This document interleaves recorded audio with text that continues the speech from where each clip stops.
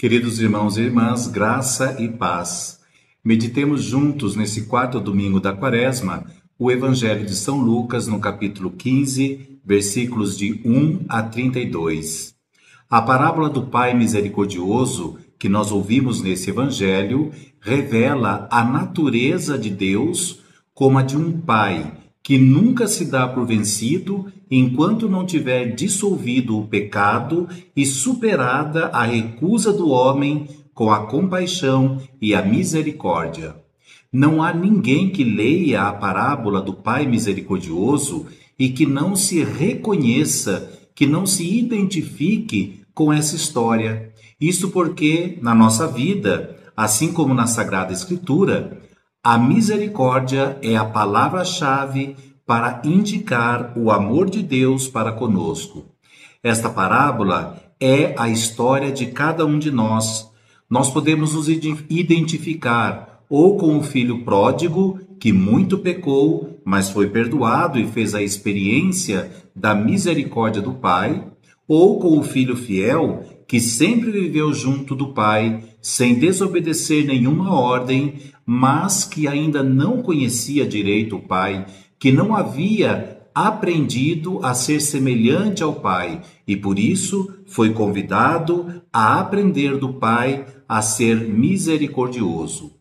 Cada um de nós, nos diferentes momentos de nossa vida, ora assumimos a posição do filho pródigo, pedindo e necessitando misericórdia, ora assumimos a posição do filho fiel, julgando-nos suficientemente bons e com dificuldade para compreender, perdoar e aceitar e amar o próximo.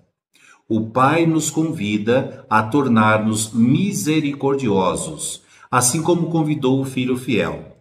Mas, para que isso se realize, é necessário que façamos a experiência da misericórdia de Deus em nossa vida. Só quem verdadeiramente se reconhece pecador perdoado e profundamente amado pode alegrar-se e festejar com o Pai o retorno de um irmão infiel. Nós somos chamados a viver de misericórdia, porque primeiro foi usada misericórdia para conosco. Mas a misericórdia não é apenas o agir do Pai, ela torna-se também o critério para identificar quem são os verdadeiros filhos do Pai.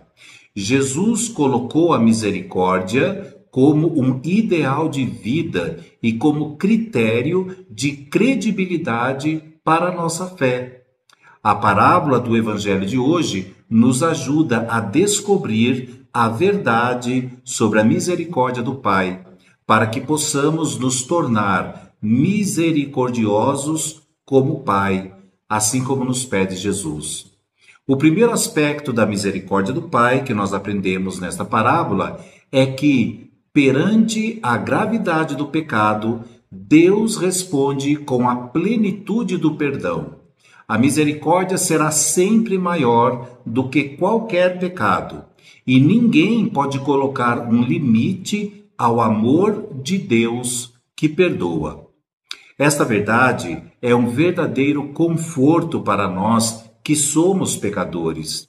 Como dizia São Bento na sua regra aos monges, nós nunca devemos desesperar da misericórdia de Deus.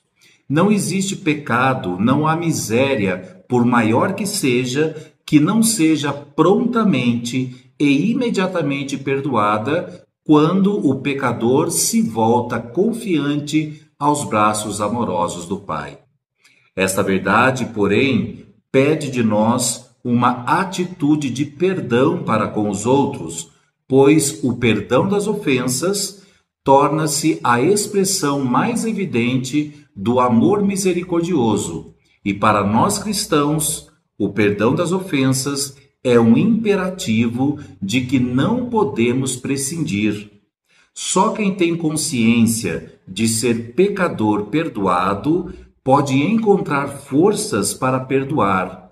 A dificuldade de perdoar mostra uma falta de lucidez da nossa própria condição de pecador.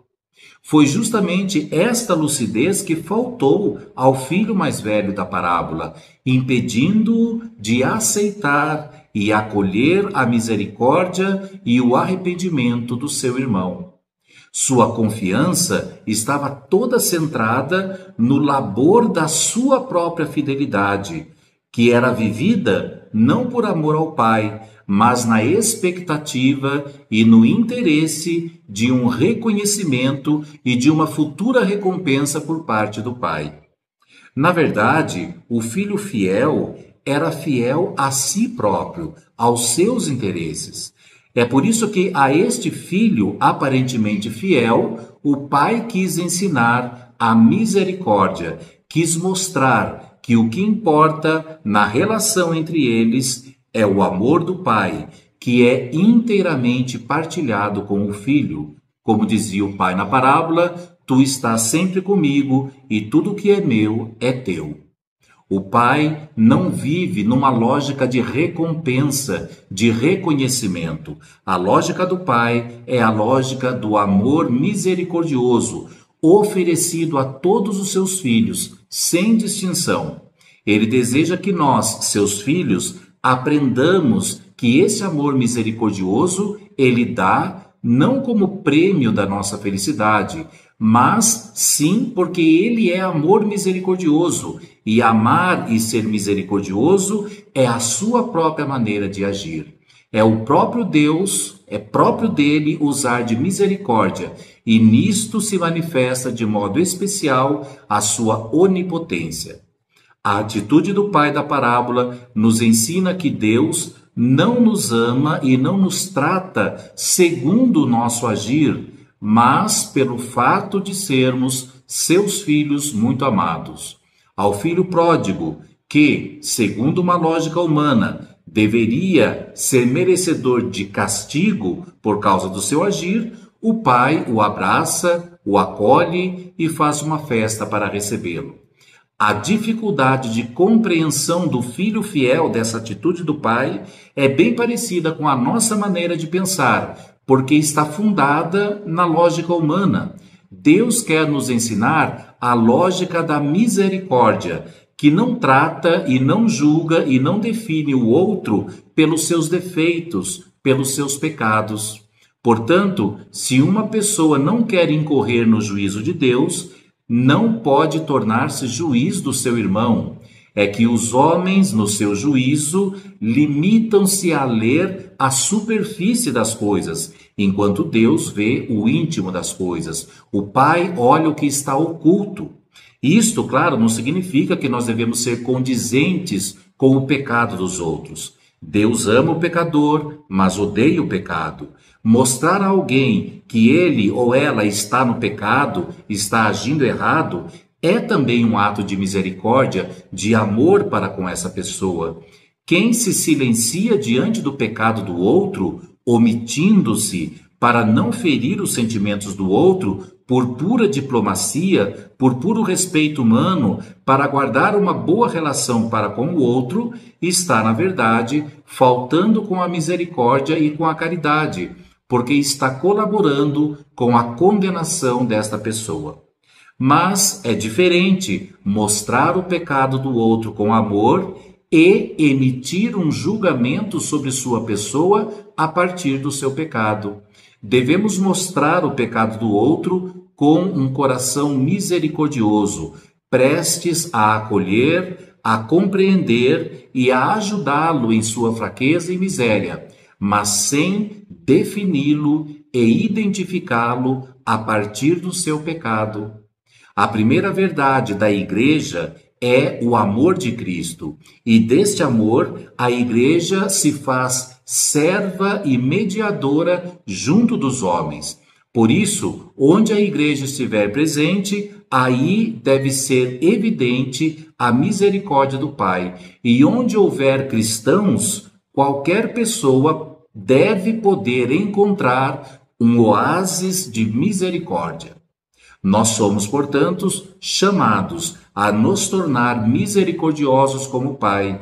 E isto, para nós, consiste em aprender a olhar os outros com os olhos do Pai, a agir com eles da mesma maneira que o Pai age, e não a partir de nossos parâmetros e de nossa lógica e raciocínio humanos.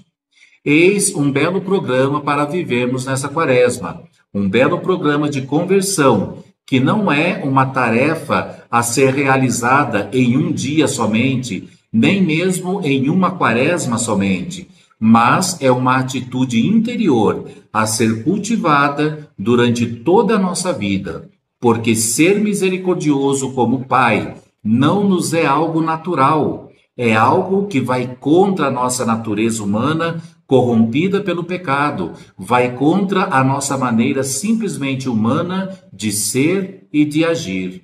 É uma atitude divina, é o jeito de ser do próprio Deus.